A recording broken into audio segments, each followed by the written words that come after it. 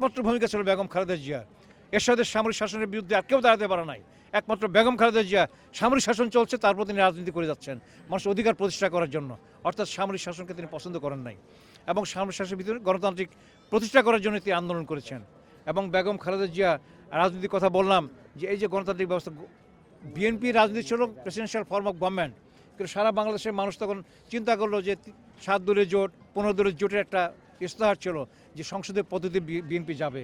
বেগম খালেদা জিয়া কিন্তু শেখ সংসদীয় পদ্ধতি ফিরে গেলেন মানুষের কল্যাণে। উনি প্রেসিডেন্ট হতে পারতেন, যেহেতু নির্বাচিত হয়েছিলেন 91 সালে, প্রেসিডেন্ট না হয়ে গণতান্ত্রিক পদ্ধতি ফিরে গেলেন এবং সংসদীয় পদ্ধতি বাংলাদেশে প্রতিষ্ঠিত হলো এবং তত্ত্বাবধায়ক সরকার প্রতিষ্ঠিত হলো।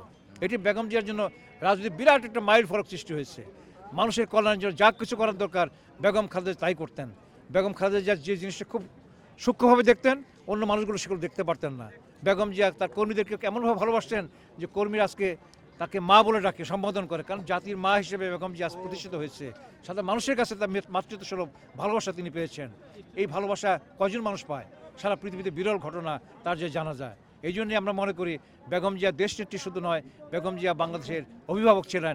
যে অভিভাবকহীন বাংলাদেশ এখন তারই উত্তরসূরি তারেক রহমানের নেতৃত্বে আগামী দিনের যে কাণ্ডারি, সেভাবে দেশ পরিচিত হবে এই প্রত্যাশায় আমাদের সবার কাছে। অনেক স্মৃতি আছে। বেগম খালেদা জিয়াকে 1988 সালে আমরা তখন জামালপুরে একটা সভা করতে গিয়েছিলাম। তখন মার্শাল এরশাদের অর্ডিন্যান্স জারি করা হলো যে নির্বাচনের বিরুদ্ধে যারা ভূমিকা রাখবে তাদেরকে 7 বছর জেল করা হবে, জেল দেওয়া হবে। এই অর্ডিন্যান্সের পরেও বেগম খালেদা জিয়ার নেতৃত্বে আমরা জামালপুরে বিশাল জনসভা করলাম। জনসভায় ব্যারিস্টার আব্দুল সালাম তালুকদার, ডক্টর খন্দকার মোশাররফ হোসেন, বিচারপতি টি.এস. খান সহ অনেকে উপস্থিত ছিলেন এবং সেখানেই আমরা জানলাম যে বেগম জিয়া এবং আমাদের সবাইকে গ্রেপ্তার করা হবে।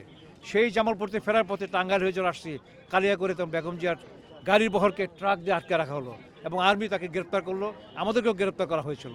এই যে 26 সাল নাজিমুদ্দিন রোড, সেখানে আমাদেরকে রাখা হলো এবং আমরা প্রায় মাসখানেক সেই জেলে অবস্থান করছি।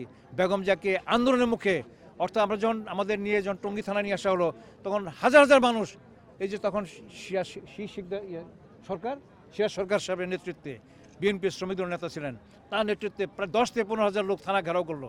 সেই সময় দেখলাম যে সারা বাংলাদেশের মানুষ নেমে পড়লো বেগম জিয়াকে উদ্ধার করার জন্য, মুক্তি পাওয়ার জন্য। বেগম জিয়া 4-5 দিন পর তাকে ছেড়ে দিতে বাধ্য হলো। এই যে বেগম জিয়ার রাজনৈতিক দূরদর্শিতা, তিনি বললেন আমাকে অ্যারেস্ট করবে, আমি সারা বাংলাদেশ ঘুরবো, চলো আমরা বাংলাদেশের সব জায়গায় মিটিং করে যাব। এবং একদিনে সে 30টা মিটিংয়ের মতো 40টা মিটিং করছেন বেগম খালেদা জিয়া। সকালে গেছেন লালমনিরহাটে, ওখানে মিটিং শেষ করে আবার ফিরে গেছে পরের দিন বরিশাল পরে উনি গেছেন কুমিল্লায়। এইভাবে সারা বাংলাদেশ তিনি সফর করেছেন এবং আমার সৌভাগ্য ছিল তার সফর সঙ্গী হিসেবে সারা বাংলাদেশ সফর করা। দেশবাসী তার রাজনৈতিক দূরদর্শিতার মধ্য দিয়ে তার যে কর্মকাণ্ড, এটি স্মরণ করবে।